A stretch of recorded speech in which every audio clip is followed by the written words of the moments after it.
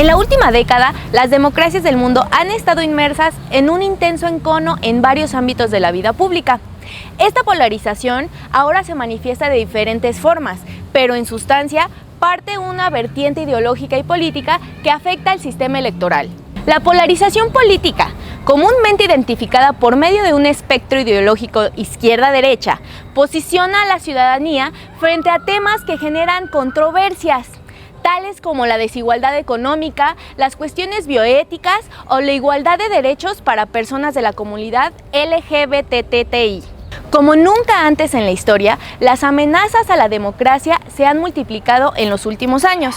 Varias de estas amenazas han surgido de políticos que han presumido de ser democráticos y que, sin embargo, se han valido de la polarización política y electoral para debilitar a la democracia y a sus instituciones. Por ello, la polarización en extremo y de forma constante es un riesgo para la vida democrática de cualquier sociedad. En la política, las posturas de izquierda-derecha definen una serie de doctrinas o ideas fundamentales que resultan antagónicas por naturaleza.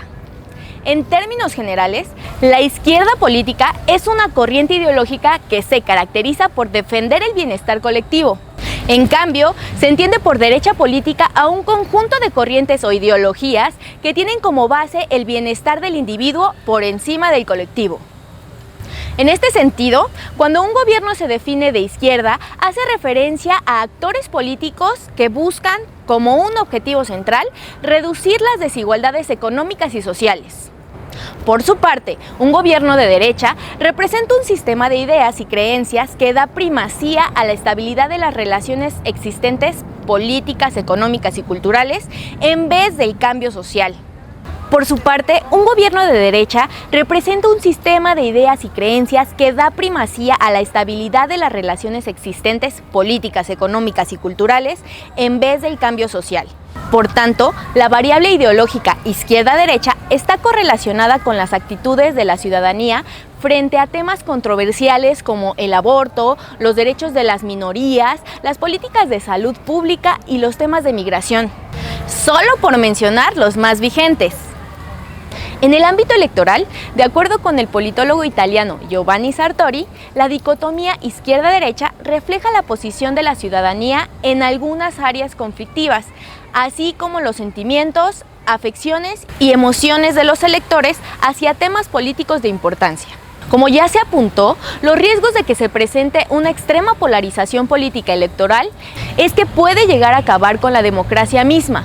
Siguiendo al politólogo estadounidense Steven Lipovetsky, al encono político se pueden añadir una polarización de clase social, racial, cultural, religiosa y también a razón de la debilidad del Estado y sus instituciones para cubrir las necesidades indispensables como lo son la seguridad pública o el crecimiento económico. De igual manera, es importante mencionar que la polarización política electoral también es un terreno fértil para el populismo. Por ejemplo, cuando en un clima de polarización se llega al extremo de que los políticos populistas utilizan discursos de guerra y tratan a la oposición como el enemigo, entonces se produce una situación de grave crisis para la democracia y su legitimidad. Como bien se sabe, es clave para el discurso político evitar tratar al adversario como enemigo. Sin este requisito indispensable, no se puede ejercer la libertad de expresión, derecho irrenunciable para la democracia y el respeto a la oposición.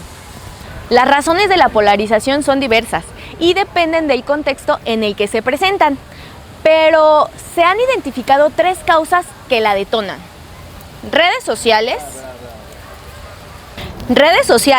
medios de comunicación tradicionales y conductas de los políticos. Estas variables generan polarización política en la medida que se usan como medios para desinformar y crear percepciones erróneas de los acontecimientos políticos.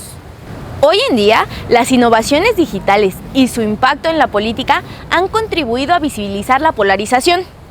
En este sentido, la influencia de las redes sociales, Facebook o Twitter, cambian la manera en cómo la ciudadanía interactúa cuando se tratan temas electorales. Las redes sociales hacen que las comunicaciones sean más rápidas, más abarcadoras y más dinámicas. Asimismo, estos medios digitales permiten un aumento en el número de líderes de opinión, debido al bajo costo que tiene participar en ellas. También se pueden mencionar dos razones por las cuales las redes sociales ayudan a la polarización. La primera es que permiten recibir y compartir más información de personas que piensan igual al sujeto receptor de la información, y más información negativa de quienes tienen ideas políticas contrarias a esta persona. Un segundo factor que concuerda con el primero es que las redes sociales amplifican la percepción de las diferencias entre los grupos antagónicos. Los medios de comunicación tradicionales son la segunda causa de polarización, entre las cuales está la declaración de guerra como una manera de desconcertar a sus audiencias. También pueden acusar y, por tanto, dividir, infundir temor y usar emociones. Cuando las personas sienten temor, no piensan de forma racional. Y cuando no piensan de forma racional, se genera la posibilidad de que crean en cualquier cosa, entre otras tácticas para generar polarización. De acuerdo con un estudio de la Universidad de Nueva York, elaborado por Joshua Tucker, las conductas de los políticos pueden ser también otra de las causas de polarización. Al respecto, se considera que muchas élites políticas adoptan posiciones más extremas que el público en general, debido en parte al proceso de elección de líderes en los partidos. Lo anterior sucede con mucha frecuencia cuando los candidatos de un partido político son seleccionados en elecciones internas, en las cuales tienen bastante importancia los votantes que ejercen militancia y que por lo general adoptan posturas menos conciliadoras. En los Estados Unidos, por ejemplo, las personas que dicen tener un alto interés en temas políticos son solo el 21% de los votantes, pero ellos defienden a muchos de los candidatos de sus partidos durante las elecciones primarias. La legislación electoral es otro elemento que puede incentivar la polarización. Por ejemplo, cuando el sistema político para elección de autoridades determina que se realice una segunda vuelta electoral, en caso de que en la primera elección no haya una mayoría clara a favor de un candidato, la mayoría de las veces las segundas vueltas potencialmente generan una polarización entre los votantes. Por otro lado, entre algunas de las posibles consecuencias que tiene una distribución de preferencia electoral polarizada se encuentran las dificultades para gobernar con consenso, la aparición de una oposición desleal, dudas sobre la representatividad y la legitimidad del gobierno y la posibilidad de inestabilidad en el sistema político, lo cual afecta a otras áreas como es el caso de la pérdida de inversiones extranjeras. A partir de un análisis de 8 casos de polarización en Sudamérica, se observa que los altos grados de polarización en Venezuela, Ecuador y Bolivia están asociados con la erosión del sistema democrático. Por el contrario, cuando hay baja polarización, así existan partidos de izquierda o derecha fuertes, entonces hay más posibilidades de lograr una democracia representativa. Por ejemplo, los casos de Uruguay y Chile. A manera de conclusión, la respuesta a cómo defender a la democracia de la polarización y radicalización política brindará los elementos necesarios para fortalecer a las instituciones democráticas y al sistema electoral. La mayor tragedia que le puede ocurrir a un sistema democrático es que cada generación tenga que aprender a reconocer el valor de la democracia por encima de otras formas de gobierno. Los españoles que perdieron su vida democrática en los años 30 tuvieron que vivir más de una generación bajo una dictadura.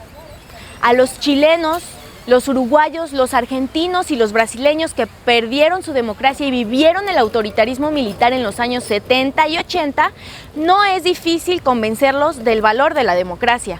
A largo plazo, la educación cívica continuará siendo el principal medio para fomentar una convivencia democrática, en la cual la pluralidad política será sustancial a la democracia.